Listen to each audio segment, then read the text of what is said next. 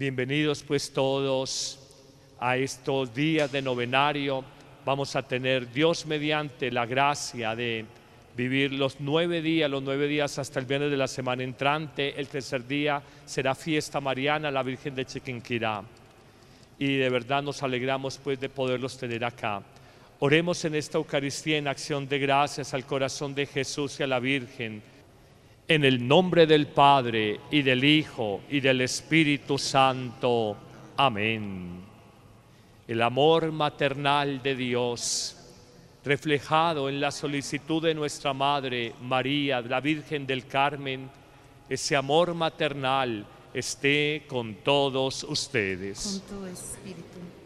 Pedimos perdón de nuestros pecados y como una gracia especialísima de la novena a la Virgen del Carmen, pedirle el vencer el pecado, el confiarnos en Dios, el ser hombres y mujeres nuevos. Acompañemos con un canto penitencial. Señor, ten piedad. Todos. Señor, ten piedad. Cristo, ten piedad. Cristo, ten piedad. Señor, ten piedad. Señor, ten piedad. Oremos. Dios de misericordia, fortalece nuestra débil condición y al recordar por estos días a Nuestra Señora de Monte Carmelo, concédenos por su intercesión vernos libres de nuestras culpas. Por Cristo nuestro Señor. Amén. Tomemos asiento. Primera lectura del profeta Oseas. Así dice el Señor: cuando Israel era joven, lo amé. Desde Egipto llamé a mi hijo. Cuando lo llamaba, él se alejaba, sacrificaba a los Baales, ofrecía incienso a los ídolos. Yo enseñé a andar a Efraín, lo alzaba en brazos, y él no comprendía que yo lo curaba. Con cuerdas humanas, con correas de amor lo atraía. Era para ellos como el que levanta el yugo de la cerviz. Me inclinaba y le daba de comer. Se me revuelve el corazón, se me conmueven las entrañas. No cederé el ardor de mi cólera, no volveré a destruir a Efraín, que soy Dios y no hombre, santo en medio de ti, y no enemigo a la puerta. Palabra de Dios. Te alabamos, Señor. Al salmo respondemos: que brille tu rostro, Señor, y nos salve. Que brille tu rostro, Señor, y nos salve. Pastor de Israel, escucha, tú que te sientas sobre querubines, resplandece, despierta tu poder y ven a salvarnos. Y nos salve. Dios de los ejércitos, vuélvete, mira desde el cielo, fíjate, ven a visitar tu viña, la cepa que tu diestra plantó y que tú hiciste vigorosa. Que brille tu rostro, Señor, y nos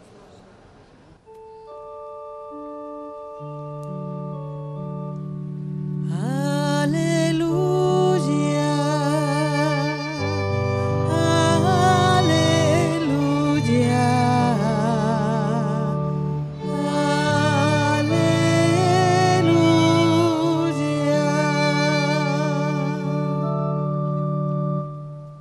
Amigos, el Señor esté con ustedes. Proclamación del Santo Evangelio según San Mateo. Por la señal de la Santa Cruz de nuestros enemigos, líbranos, Señor, Dios nuestro. En aquel tiempo dijo Jesús a sus apóstoles: Id y proclamad que el reino de los cielos está cerca. Curen enfermos, resuciten muertos, limpien leprosos, echen demonios. Lo que han recibido gratis, denlo gratis. No lleven en la faja oro, plata, ni tampoco alforja para el camino, ni túnica, ni sandalias, ni bastón de repuesto. Bien merece el obrero su sustento diario. Cuando entren en una casa o aldea, averigüen quién hay allí de confianza y quédense en su casa hasta que os vayáis. Al entrar en una casa, saludad. Si la casa se lo merece, la paz que le deseáis vendrá a ella. Si no se lo merece, la paz volverá a vosotros. Si alguno no recibe o no se escucha, al salir de su casa o del pueblo, sacudid el polvo de los pies. Os aseguro que el día del juicio le será más llevadero a Sodoma y Gomorra que a aquel pueblo. Palabra del Señor. Gloria a ti, Señor Jesús. Quisiera en este día compartirles una experiencia como muy personal, muy de mi vida. Hoy hace 30 años, hoy 7 de julio de 2016, hace 30 años, viví una experiencia que marcó para siempre mi vida. Era un lunes 7 de julio, sobre esta hora, el mediodía, quizás un poco más tarde, la 1, estaba en la casa de mis padres. Miraba en un pequeño televisor en blanco y negro en la pieza de mi abuelo materno. Miraba las imágenes de televisión de los llamados 7 días blancos, donde Juan Pablo II había venido a Colombia. Había llegado un martes 1 de julio de hace 30 años y se estaba yendo un día como hoy, lunes 7 de julio, por fecha hoy, jueves, en esa época era lunes. Y recuerdo que después de haber vivido una serie de acontecimientos en mi vida personal, tenía en ese momento 22 años, hoy 52, 22 años recién cumplidos en esa época. Yo recuerdo que mirando las imágenes del Papa en televisión, después de haber hecho un recorrido con él en Bogotá, donde lo seguimos en el estadio Nemesio Camacho El Campín. Nunca me había montado un estadio, el de aquí de Medellín nunca. Como iba con un grupo de universitarios, nos fuimos allá a organizar todo, las pancartas Totus Tus, en el encuentro que tuvo con los jóvenes de Colombia en el estadio Nemesio Camacho El Campín de Bogotá. Recuerdo que estuvimos en la Plaza de Bolívar y alguna persona le dio una información equivocada a las autoridades. Habían dicho que nosotros, un grupo de universitarios, éramos guerrilleros. Yo recuerdo que estando cerca del Palacio Presidencial, entregaba la presidencia a Belisario Betancur y ya era presidente electo, no posesionado, Virgilio Barco Vargas. Recuerdo que nos cogió la policía, el DAS, nos esculcaron, nos preguntaron quiénes éramos, dijimos que éramos un grupo de universitarios que estábamos siguiendo la visita del Papa, no nos creyeron y nos llevaron a la cárcel. Dormí mi primera noche en la cárcel hace 30 años, ha sido la única también, aclaro. Dormimos en la cárcel, nos encerraron a 17 universitarios en la celda de un tamaño como un baño grande, cabíamos solo de pies. Había un excremento humano en papel periódico, lo envolvimos bien y ahí amanecimos. Recuerdo que cuando nos cogió la autoridad nos colocaron sellos en los brazos, nos quitaron cinturones, relojes, cadenas. Abrieron la camioneta donde íbamos con un cuchillo pensando que eran armas y que nosotros éramos del M-19, que era la guerrilla de moda en la época y guerrilla universitaria. Recuerdo que me tomaron fotos y me preguntaron nombre, yo Carlos Yepes, ¿qué hace? y le dije, estudio Derecho, estaba en último año de carrera, para empezar el 10º semestre o 5º año. Le dije, estudio Derecho, entonces me dijo, este hijo de tantas, me dijo el del DAS, si usted estudia Derecho, yo soy la Madre Teresa de Calcuta, guerrillero hijo de madre. Yo me quedé callado, se ve que me vio cara de guerrillero. Al otro día se aclaró todo, nos soltaron, pidieron excusas y bueno, se superó eso. Yo venía de una crisis en mi vida, el derecho, y me faltaba un solo semestre para acabar la carrera, había perdido todo interés. Por una pelea con mi hermano me había ido de mi casa, estuve fuera de mi casa 16 meses. Cuando uno tiene 22 años se siente dueño del mundo, y yo tal vez les he dicho que en el periódico de los estudiantes de la universidad habíamos sacado un editorial contra el rector de la época en la Universidad de Medellín. Él me llamó y me dijo, usted es un insolente, si usted no me prueba que yo soy un corrupto, como escribió en el periódico universitario contra mí, lo voy a expulsar de la universidad. Me había gustado la política, de hecho hice política, no voy a decir con qué grupo político, ya no vale la pena eso, y me sentí tan utilizado y tan defraudado. Entonces como que se me juntó todo, me había ido de mi casa por la pelea con mi hermano, me iban a echar de la universidad, me sentía utilizado en política, había perdido para mí todo interés el derecho, y en esa crisis, justo en esa crisis, y antes de que el Papa viniera, habíamos hecho una vigilia de oración con este grupo universitario, y yo le había pedido, Dios, si existes, háblame.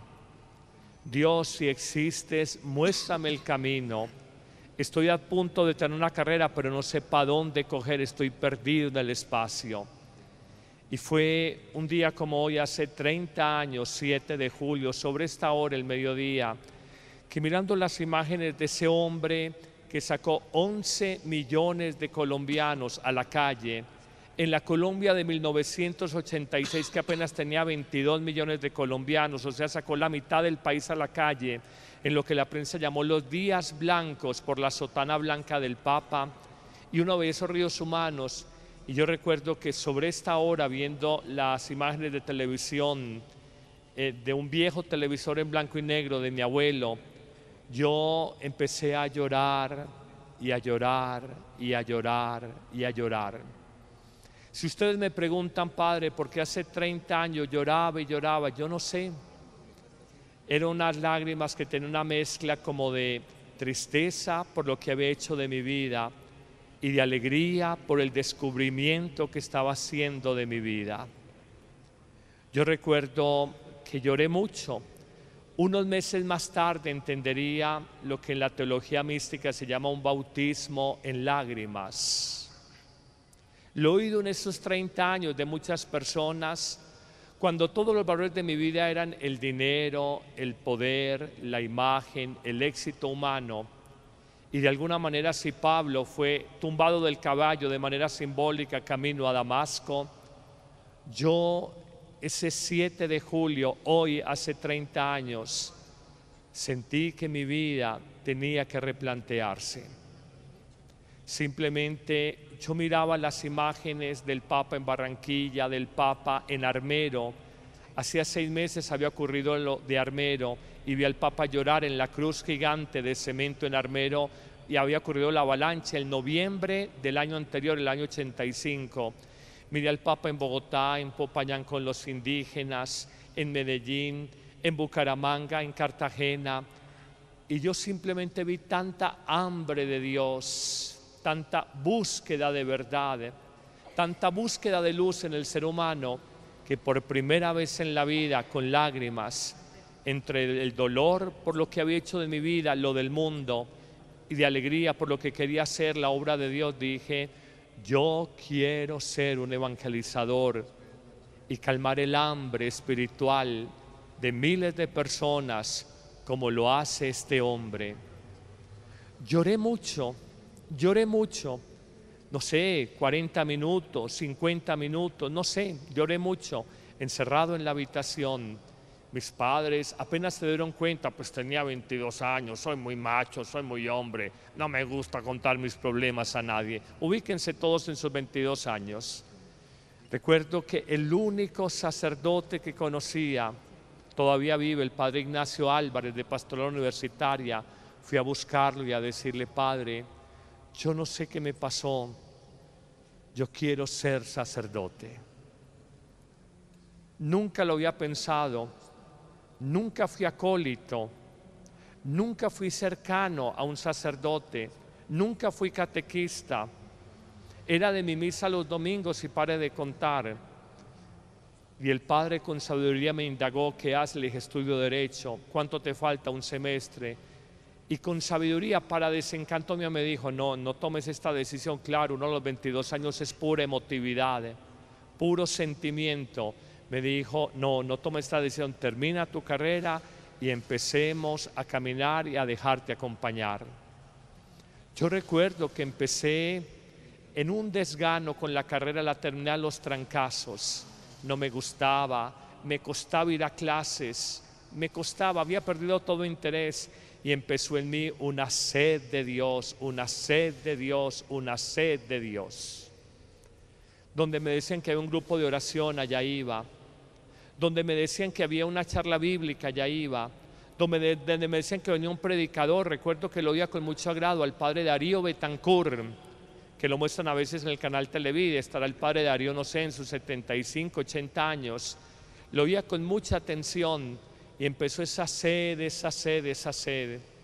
Luego acabé la carrera, empecé a presentar exámenes preparatorios y durante todo ese año y medio, como el proceso de discernimiento vocacional, recuerdo que miraba la cúpula blanca del seminario, el de Las Palmas, que es esa cúpula blanca redonda. Iba en un bus de Circular Sur que pasaba por aquí, por la avenida del Ferrocarril, hace 30 años. Y yo decía: ¡ay, qué dicha! ¡Ay, qué dicha! Allá me espera mi vocación, el seminario. Sentía como un gozo de una búsqueda, una sed, que acaso nada en esta tierra lo pudiera calmar. Era como eso fundamentalmente, una sed de Dios, una búsqueda de la verdad, una sed de infinito.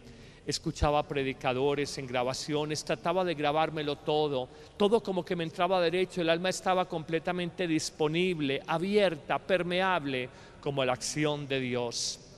Recuerdo que había un santo sacerdote que me gustaba escuchar su predicación. Ya murió, el padre Tulio Herrera, granadino, fue párroco en la catedral. Toda mi vida la familia vivió por el estadio. Yo cogía el bus en San Juan, me iba a la catedral. Escuchaba a este anciano sacerdote, pero santo sacerdote. Él no celebraba la misa, él saboreaba la misa. Hablaba de los santos, luego exponía el Santísimo, hablaba de la Virgen con un cariño y como una sed. Yo decía como que esta Eucaristía no se acabe. Hay algo tan especial, hay un no sé qué. Había algo en él y yo decía: aquí está la verdad. Cuando consagraba con esa discreción y al mismo tiempo con esa solemnidad, no a las carreras atropelladamente. Y empecé a buscar sacerdotes santos y acercarme y alimentarme. Hoy han venido a mi mente todos estos recuerdos de hace 30 años. Ya asoman las primeras canitas y uno dice: bueno, la vida no ha sido en vano. Y hoy se los digo muy de corazón, no lo volveré a repetir, como muy en el alma, una acción de gracias por ese llamado, por ese misterio de la vocación, por ese don de Dios. Uno no elige nada, uno simplemente es elegido y a uno cuanto más lo que le toque responder. Recuerdo que el mundo perdió todo interés, hacía política y había un concejal X, un concejal de la ciudad que era muy amigo. Yo me había sentido utilizado y recuerdo que cuando ya fui aprobado para el seminario, él me llamó muy contento y me dijo: Carlos, hay un puesto para trabajar en Contraloría, que son todos puestos políticos y públicos. Ganaba, no sé cuánto gana un abogado ahora, 5 millones, 6 millones puede ganar un abogado en Contraloría. pues para un estudiante recién egresado eso era mucha plata. De todas maneras hoy, no, pesos de hoy, de esa época era mucho menos. Y le dije a este concejal, que en paz descanse, le dije, doctor, yo le agradezco mucho, pero yo me voy para el seminario. Y él me dijo, qué interesante, es un seminario de derecho laboral, de derecho penal, un seminario de derecho comercial. Y dije, no, un seminario para ser sacerdote. Entonces él me miró y me dijo, pues, sí, sacerdote. Y le dije, sí, quiero ser sacerdote. Y es que había tenido usted ese llamado. Y yo le dije, pues no, pero ya ahora lo tengo. Y dijo, pues bueno, yo lo felicito, pero me lo dijo de aquí para afuera. En mi casa yo no les había dicho nada, por eso de que uno a los 22 años es muy reservado. Yo recuerdo que para entrar al seminario tenía que pedirle un permiso o una carta de presentación del párroco de Lourdes, aquí en el estadio. Era el padre Ismael Mejía, que estaba en Jesús de la Buena Esperanza. El padre me dijo, ve, yo no sabía qué es entrar. Le dije, padre, él era muy amigo de una tía mía, Josefina, y llamó a mi tía y me dijo, ve, yo no sabía que tu sobrino quería entrar al seminario. Me dijo, ve, yo tampoco sabía. Entonces la tía llamó a su hermano, mi papá, y le dijo, Arturo, ve, yo no sabía que Carlos quería entrar al seminario. Dijo, yo tampoco sabía. Entonces papá llamó a mamá y le dijo, mi hija, ¿usted sabía que Carlos está pidiendo recomendación para entrar al seminario, para ser sacerdote? Y mi mamá dijo, yo no tenía idea. Entonces llegué por la tarde, y eso fue un teléfono roto. Llegué por la tarde y mi mamá me cogió cortica. Mamá es muy querida, pero es muy directa. Y me dijo, mi hijo, ¿usted quiere ser cura? Y le dije, mamá, ¿y vos de dónde sacas eso? Y me dijo, no, es que usted le pidió una carta al padre Ismael, y Ismael habló con Josefina, Josefina con su papá conmigo. Y yo dije, yo aquí cómo me escapo, ¿qué digo? Y le dije, mamá, yo sé que no me lo vas a entender porque ella no veía eso claro, y había dicho que ella no quisiera un hijo sacerdote. Y le dije, sí, mamá, quiero ser sacerdote. Y lo único que hizo fue llorar y dijo, otro embeleco de Carlos, otro embeleco de Carlos, ¿ahora en qué se va a meter? Llamó a mis hermanas y les dijo, ejerce tu carrera, Dios te ha dado el don de la palabra, ejerce tu carrera, te ves bien. Le dije, no, quiero ser sacerdote. Recuerdo que mamá le dijo a papá cuando entré al seminario, le dijo, yo no creo en la vocación de Carlos, eso es un embeleco, un capricho de él. Hoy 30 años después, y lo he hablado con mi madre, la llaman por teléfono y le dicen, doña Teresita, qué vocación la de su hijo, se le ve el amor por las cosas de Dios. Le dije, mamá, ¿usted que no creía en mí? Me dijo, pues que usted era tan embelecudo, se metía en cuanta cosa había. Yo sí recuerdo que viví tan intensamente la juventud y en general la vida. Yo salía a 5:30 para clase a las 6 y volvía a mi casa a las 11 de la noche. En nada malo, pero en cuanto embeleco, en cuanta reunión, en cuanto asociación había, se metía uno.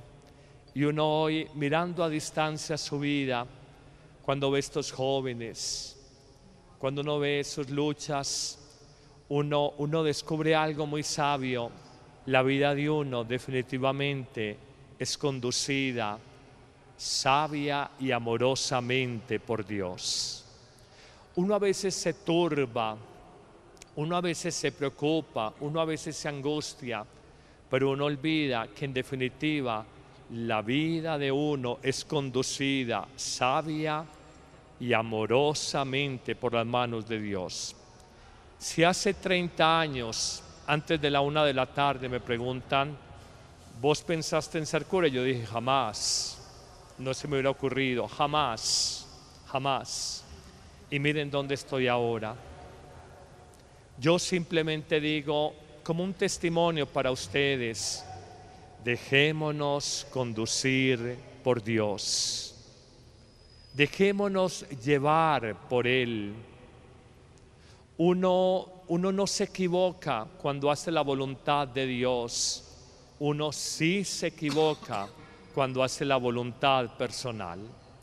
Uno cree que lo que me conviene es esta carrera, este trabajo, esta mujer o este hombre, y hay que preguntarle al Señor, ¿qué es lo que tú desde siempre has tenido preparado para mí que yo no lo he conocido? Tal vez de lo más triste en la vida es uno dejar pasar los años, avanzar en la vida sin descubrir cuál es el proyecto fundamental de Dios en mi historia. Y tal vez lo más bello que hay en la vida es uno avanzar en la vida y que el Señor lo vaya conduciendo a uno por caminos que uno no imagina. La aventura de la fe está muy unida a la aventura de vivir. Uno quiere tener control de todas sus variables. Uno quiere tener calculado cada una de sus acciones. Pero Dios nos dice, arriésgate, entrégate, confía en mí, que yo no te abandonaré. Terminaré diciendo que el ITEPAL, Instituto Teológico Pastoral para América Latina, pasados muchos años, hizo un estudio muy interesante donde Juan Pablo II iba a visitar un país, allá florecían las vocaciones. Yo pensé que era el caso mío, no.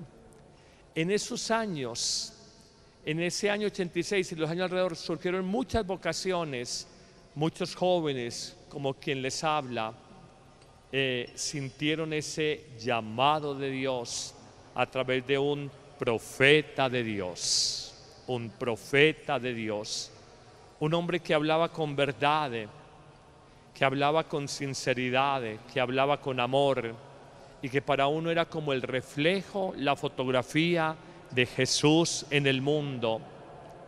Como hoy uno ve el testimonio de este Papa adorable, Francisco, y uno ve que a muchas personas que estuvieron por años alejados de la iglesia se han vuelto a acercar porque la bondad, la belleza de un alma buena, la santidad, generan fascinación y atracción inconsciente sobre nosotros. Uno ve una persona buena, sencilla, humilde, bondadosa, y uno inconscientemente se siente atraído, fascinado por esa persona, independiente de que tenga 20 años o de que tenga 80. Esa es la fuerza del cristiano, esa es la fuerza de nosotros en el mundo, esa es la luz que estamos llamados a irradiar, que la gente en nuestras miradas, en nuestras palabras, en nuestros gestos, en nuestro actuar, vean algo distinto de lo que ven afuera en la calle. A nuestra Madre, la Virgen del Carmen, al iniciar su novena en este 7 de julio, que para mí en lo personal es tan especial, le encomiendo mi vida, mi fidelidad, mi perseverancia en el llamado de Dios, y los encomiendo a ustedes en su fidelidad, en su perseverancia. Algún día nos vamos a separar. Ya no seré más párroco de esta comunidad. Eso será más temprano que tarde. Pero lo importante no es que uno parta a otros caminos con el dolor en el alma de saber que vamos a partir en obediencia, sino con la gratitud de habernos conocido, de haber compartido, de habernos enriquecido. No seguimos hombres que son seres humanos limitados, seguimos la obra de Dios en los hombres y damos gracias por esa obra de Dios en los hombres.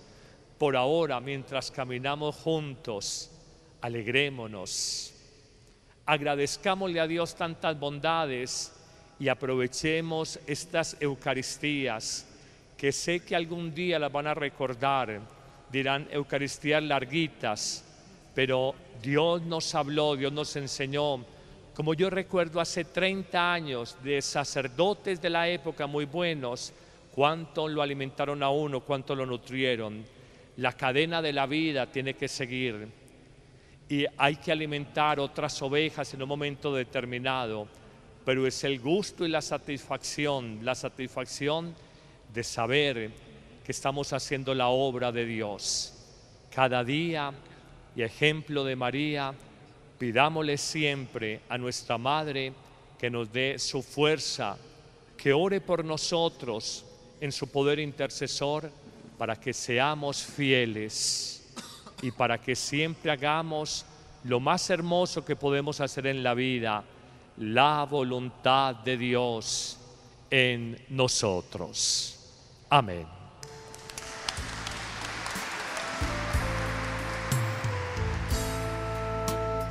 Virgen del Carmen, mi reina, Santa María, Madre de Dios.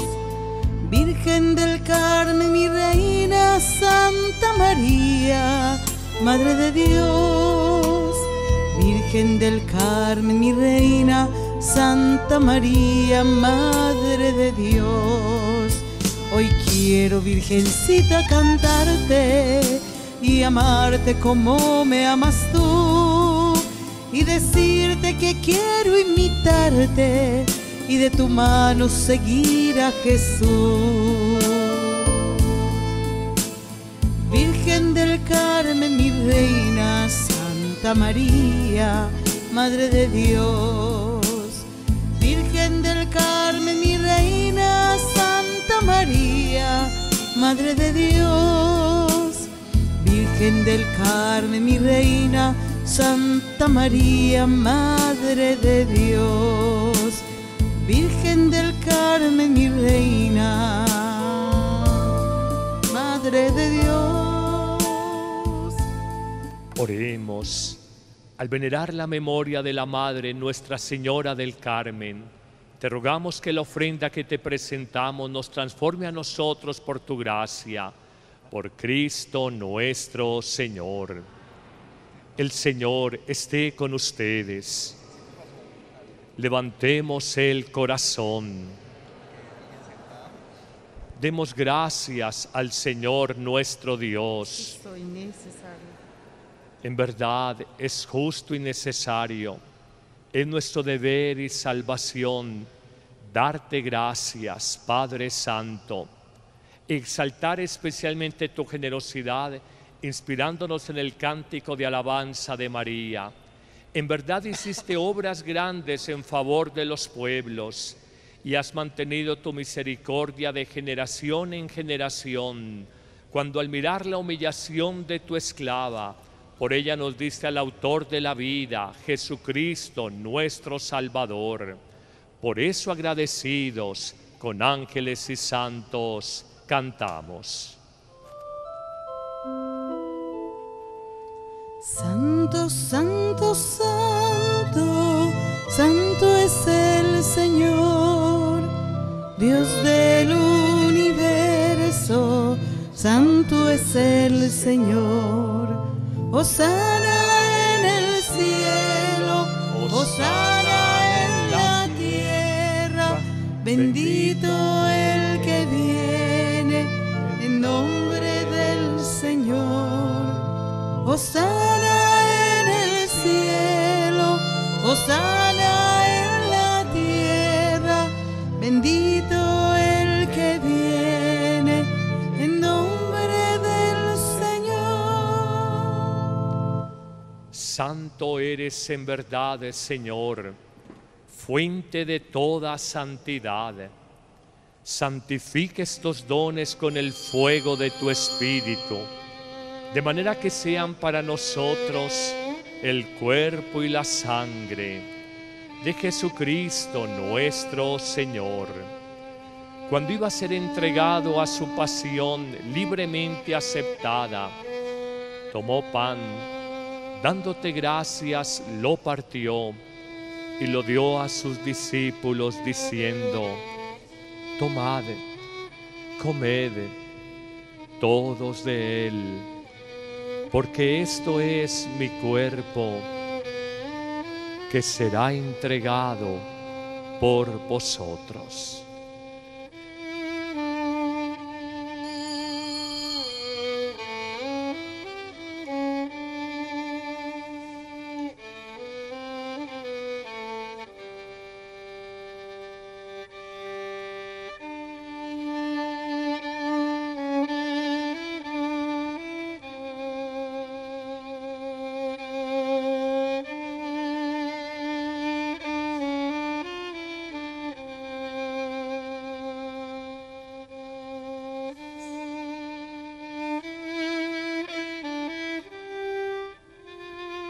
Asimismo, al terminar la cena, tomó el cáliz y lo dio a sus amigos y les dijo: tomad, bebed todos de él, porque este es el cáliz de mi sangre, sangre de la alianza nueva y eterna, que será derramada por vosotros, por todos los hombres, para el perdón de los pecados.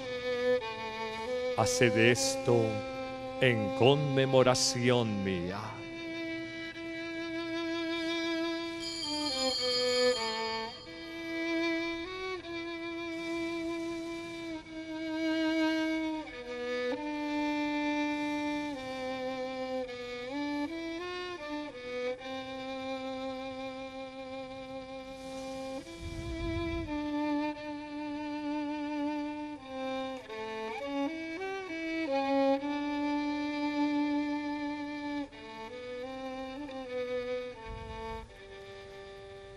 El milagro se ha dado, Cristo vive entre nosotros, Él es el gran sacramento de nuestra fe. Anunciamos tu muerte, proclamamos tu ven, Señor Jesús. Padre, al celebrar el memorial de la muerte y resurrección de tu Hijo, te ofrecemos el pan y el cáliz salvador. Agradecemos el estar viviendo esta Eucaristía.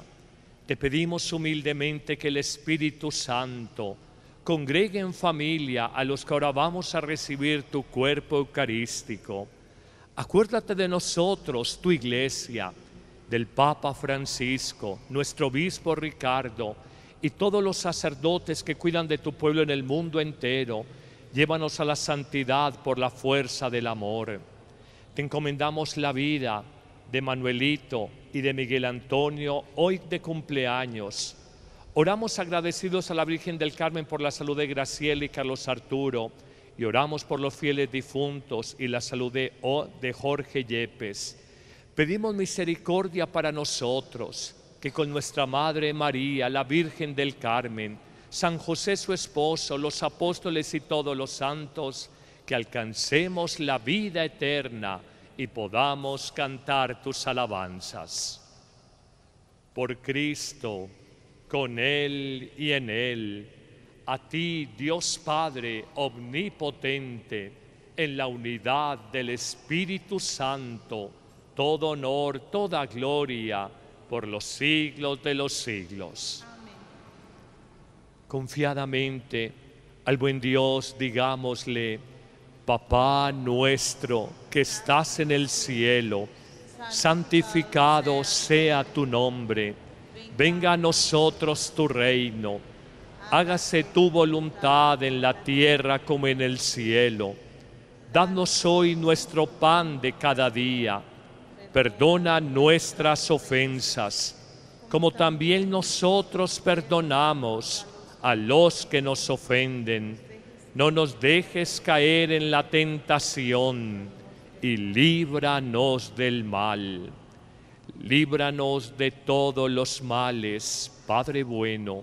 Concédenos paz a nuestras vidas, para que, ayudados por tu amor, vivamos libres del pecado, protegidos de todo mal, mientras esperamos la gloriosa venida de nuestro Salvador Jesucristo. Que tuyo es el reino, tuyo el poder y la gloria, por siempre, Señor. Jesús, has dicho a tus amigos: la paz les dejo, mi paz les doy. No tengas en cuenta nuestro pecado, sino la fe de tu Iglesia, y conforme a tu promesa, concédenos paz y unidad, tú que vives y reinas por los siglos de los siglos. Amén. Que la paz de Jesús esté con todos ustedes. Con tu espíritu. Con cariño démonos un saludo de paz.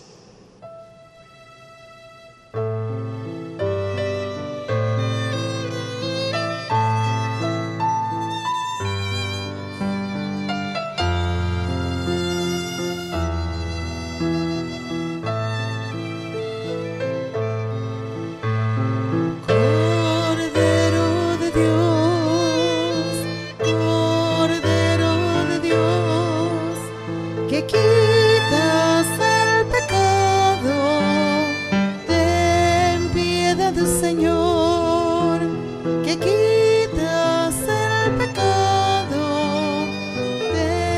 piedad, Señor. Cordero de Dios, Cordero de Dios, que quitas el pecado, danos la paz.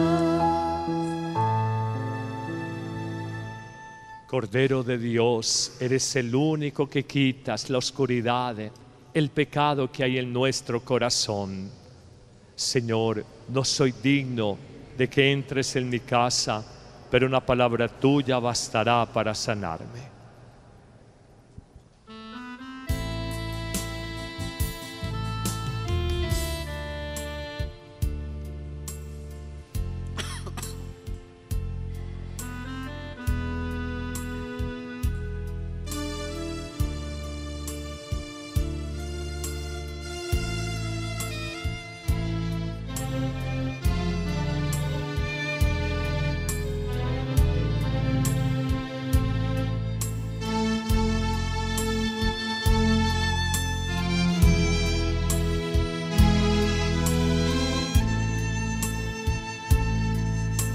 Señor, no soy nada porque me has llamado. Has pasado por mi puerta y bien sabes que soy pobre y soy débil. Porque te has fijado en mí, me has seducido, Señor, con tu mirada. Me has hablado al corazón y me has querido. Es imposible conocerte y no amarte. Es imposible amarte y no seguirte. Me has seducido, Señor.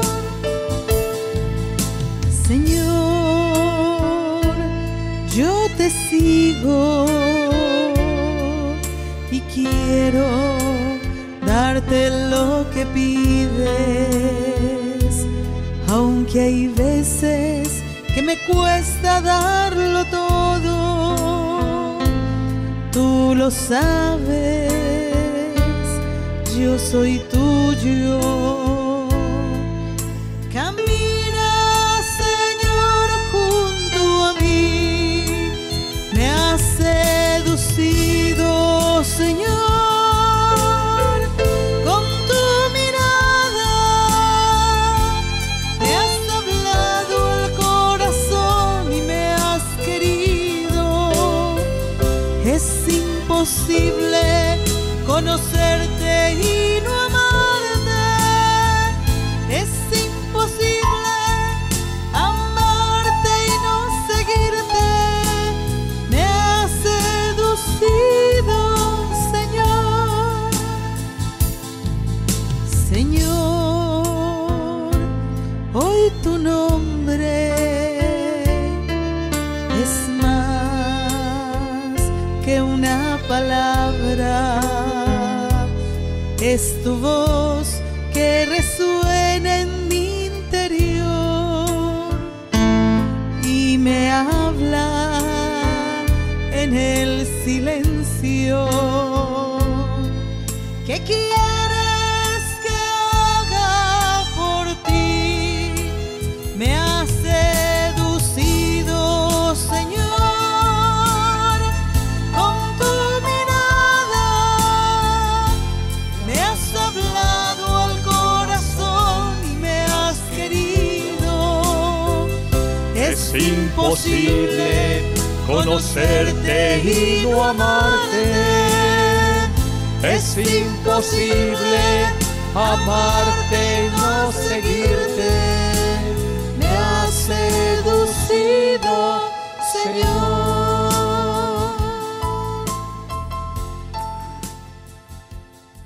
Oremos. Al recibir este sacramento de la Eucaristía, imploramos de tu misericordia que cuanto nos alegramos en preparar la fiesta de Nuestra Señora del Carmen, nos entreguemos como ella al servicio de tu plan de salvación sobre los hombres. Por Cristo nuestro Señor. Amén. Mañana nos veremos para el segundo día preparatorio de la novena. Preparémosle con mucho cariño esta fiesta. El sábado tendremos la celebración a las 7 de la mañana en homenaje a la Reina de Colombia, la Virgen de Chiquinquirá. El domingo la misa, el cuarto día de la novena, será a las 8 de la mañana y la semana entrante todos los días a las 12 del día. Recuerden que tenemos un grupito de laicos que hemos llamado Misioneros de la Misericordia. Pueden pedir la cita con ellos, escuchan sus vidas, sus necesidades y oran de manera especial por esa situación particular que puedan estar viviendo. Pueden inscribir su cita en el despacho parroquial. Mayores informes los pueden tener a través de esta volantico, de este separadorcito, que pueden pedir gratuitamente en el puesto de veladoras. Recibamos la bendición. El Señor esté con ustedes. Con tu espíritu. Y la bendición de Dios Todopoderoso, Padre, Hijo, Espíritu Santo, descienda sobre ustedes. Amén.